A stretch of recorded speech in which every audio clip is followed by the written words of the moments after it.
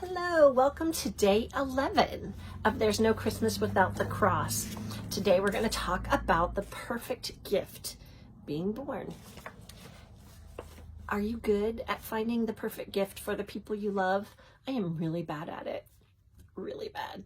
But my husband is really good at it. He just has an innate listening skill that helps to get people the perfect gift. I feel good this year about the things that we've gotten everyone, and we've scaled way back. We're not doing what we typically do just because we really want this season to be about baby Jesus.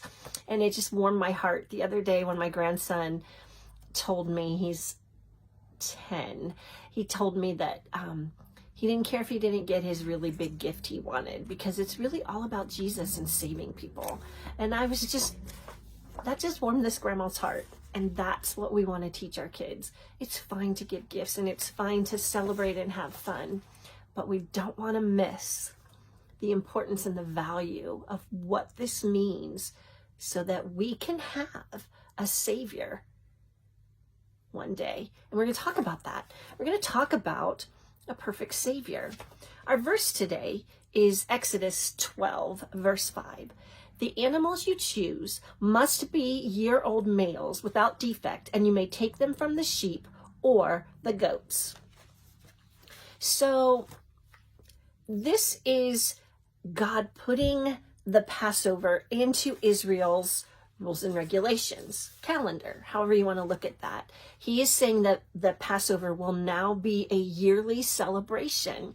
And if you remember, the Passover came from when they left Egypt, which would have been a little while before this, and the night the plague of death was coming. Jesus gave Israel, the families in Israel, the information they needed to have death walk past their door or pass over their homes. So, and that was to have a perfect lamb and use that blood to put on the door and across the top, on each side of the door and across the top. And he's saying that they will do that again, but now he's getting into all the details of when you pick the lamb, when you sacrifice the lamb, how long the lamb sits, when you put the blood up. He's giving all the details that will become the Passover that they celebrate every year. And if you'll remember, it's the Passover that they were celebrating when Jesus went to Jerusalem ultimately to die. So why is this important? Why is it important to institute the Passover into Israel's calendar, into their rules and regulations, into their protocols? Well, as it says, the animals you choose must be year-old males without defect. The perfect lamb, a blood sacrifice. What does a blood sacrifice mean?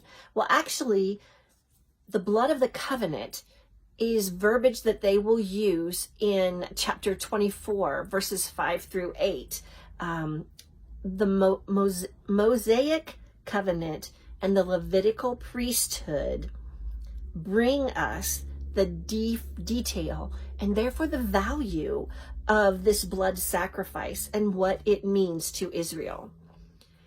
What it means to them in their daily life, but also the significance of it pointing towards Christ's blood sacrifice and its application to our redemption. So clear back in Exodus, thousands of years before Jesus was born, God puts together a set of rules that include a Passover for them to celebrate every year, celebrate coming out of Egypt, celebrate leaving the bondage of slavery, but also pointing towards this baby that would be born and ultimately go to the cross and be the blood of the covenant for us so that we can be redeemed. justified and sanctified. Can you even wrap your head around how that all weaves together so beautifully thousands of years apart? The Passover that they celebrate foreshadows the coming of the Messiah. And Paul wanted to make sure that the people of Corinth were aware of this. So in 1 Corinthians chapter 5, verse 7, he used this exact verbiage. Christ, our Passover lamb has been sacrificed. He wants to make sure they understand he is the final Passover lamb necessary for redemption so that we can have an eternity with Jesus. So the first Passover was to get Israel out of bondage in Egypt, to take them out of slavery to the Egyptians.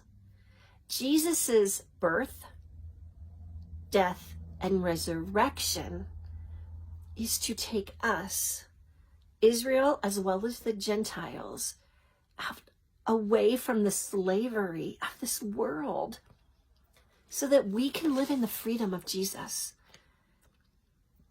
There is no greater gift that he can give us this season. There is no gift more perfect than Jesus, our Passover lamb, that allows us to have eternity with God and Jesus in heaven.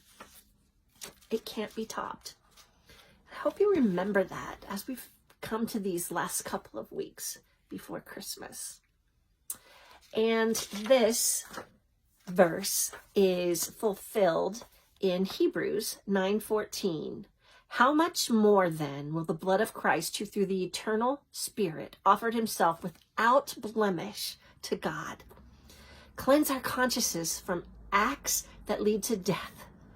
Cleanse our consciousness from acts that lead to death so that we can serve the living God. Have a wonderful day.